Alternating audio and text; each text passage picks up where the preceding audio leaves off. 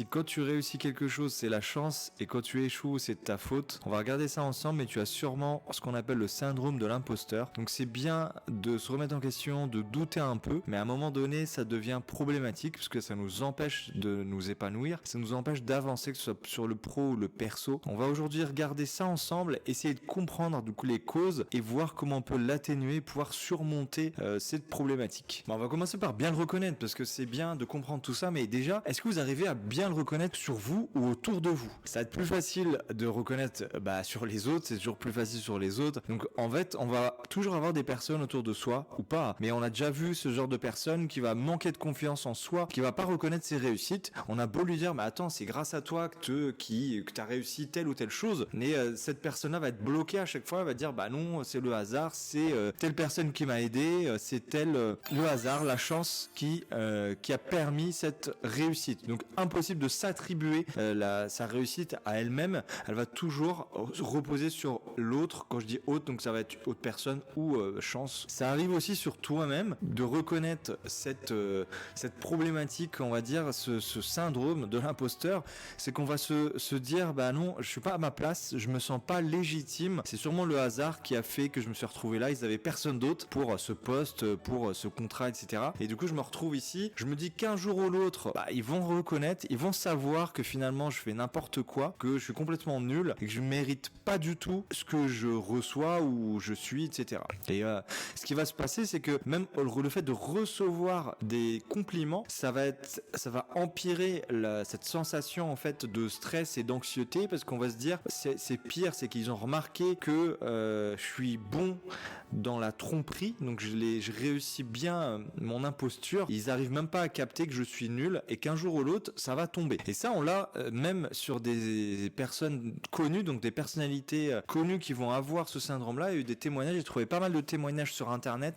Je vous mets celui-là donc de Kate Winslet qui va chaque matin avant d'aller en tournage, je me dis cette fois je suis plus dans le coup, je suis plus à la hauteur de mon rôle et tout le monde va s'en rendre compte. En fait, on est toujours dans cette sorte de paranoïa et se dire à un moment donné, le masque va tomber, on va être grillé, ils vont voir qui est notre vrai nous, notre vraie valeur qui est nulle pour le coup, perception, et de se retrouver complètement à la ramasse. Et donc le but de la vidéo, ça va être même le but de la chaîne, c'est vraiment d'analyser ces blocages principalement chez les entrepreneurs, mais si vous ne l'êtes pas, ça peut marcher aussi, et d'essayer de les expliquer avec on va dire de manière scientifique, avec des recherches que j'ai pu faire par exemple pour cette vidéo. Je suis à des thèses qui vont analyser ce comportement, qui vont analyser ce syndrome de l'imposteur. Ce qui va revenir en fait, c'est un problème lié à l'apprentissage. Donc l'apprentissage, c'est quoi? C'est qu'on va avoir deux phénomènes qui vont être liés. Donc dans les recherches que j'ai trouvées, en fait, il y a des scientifiques qui considèrent que le syndrome de l'imposteur, en fait, c'est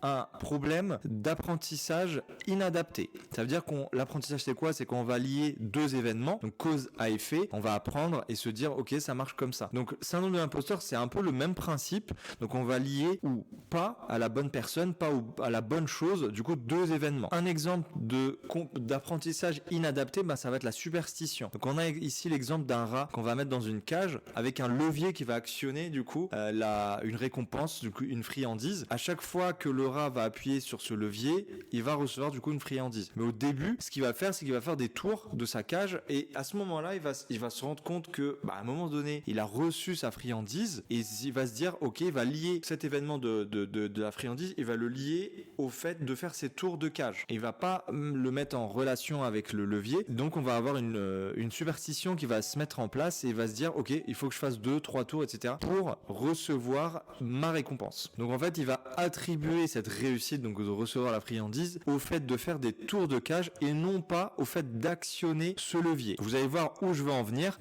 Et là, on va avoir en fait un mécanisme qui va se mettre en place de crainte, de doute, même de paranoïa, parce que même des moments où on va se construire sur la réussite, on va dire attends, à un moment donné, c'est pas mal ce que j'ai fait, c'est pas mal ce que j'ai entrepris, etc. Puis très vite, la petite voix qui revient, qui va nous dire attends, calme-toi, c'est peut-être le fait de la chance, c'est peut-être temporaire.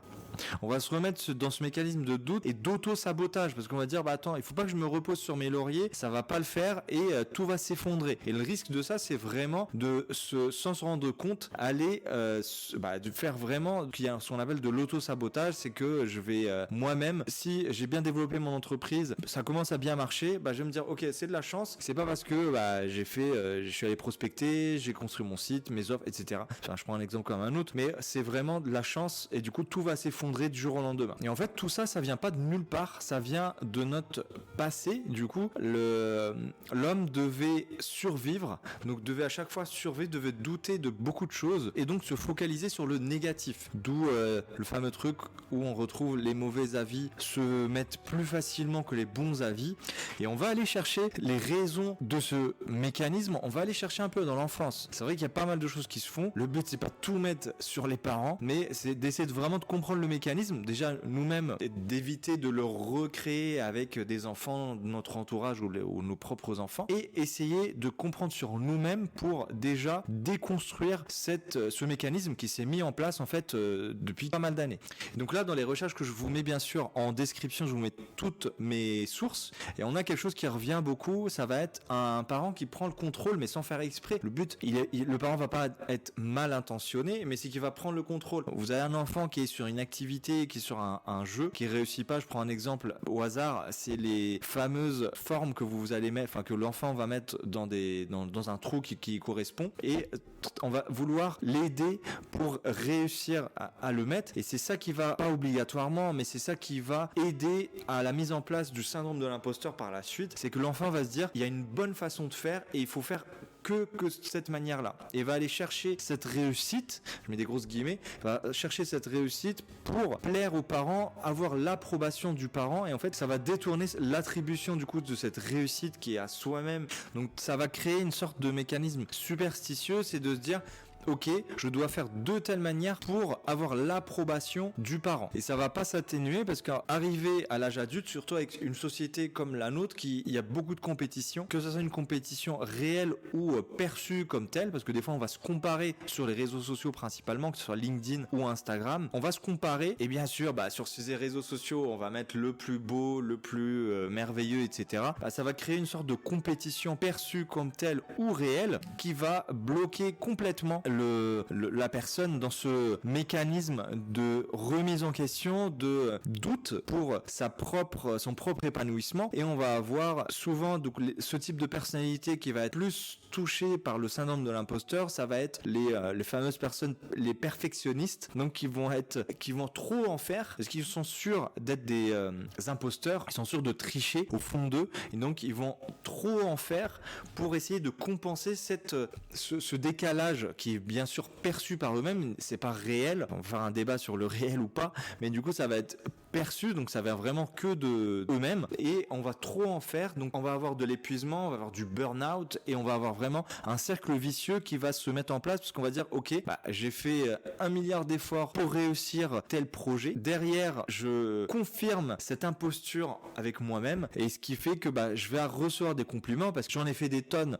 donc je vais recevoir des compliments pour le gros projet que j'ai pu livrer, et derrière ça va permettre à nourrir en fait ce sentiment d'imposture et de tricherie face à mon entourage. Donc maintenant qu'on a appris à le reconnaître, à comprendre un peu ses origines, on va voir comment l'atténuer. Avant ça, je t'ai mis en description du coup un petit questionnaire, auto-questionnaire du coup, pour que ça reste pour toi-même, pour évaluer est-ce que tu as déjà rencontré ce syndrome de l'imposteur, ou est-ce que tu l'as déjà eu, ou peut-être tu l'as actuellement. Ça peut venir de différentes façons, ça peut se manifester de différentes manières, et sachant que 70% de la population a été déjà confrontée au moins une fois à ce fameux syndrome de l'imposteur. Donc première chose à faire, on va pouvoir l'atténuer, j'insiste beaucoup sur l'atténuer parce qu'on va pas pouvoir le régler et être complètement guéri, on va dire, de ce problème. Donc comment on va l'atténuer, c'est que on va se poser, on va respirer et on va se dire ok, dans quelle situation je me trouve comme un imposteur? Est-ce que je triche? Que déjà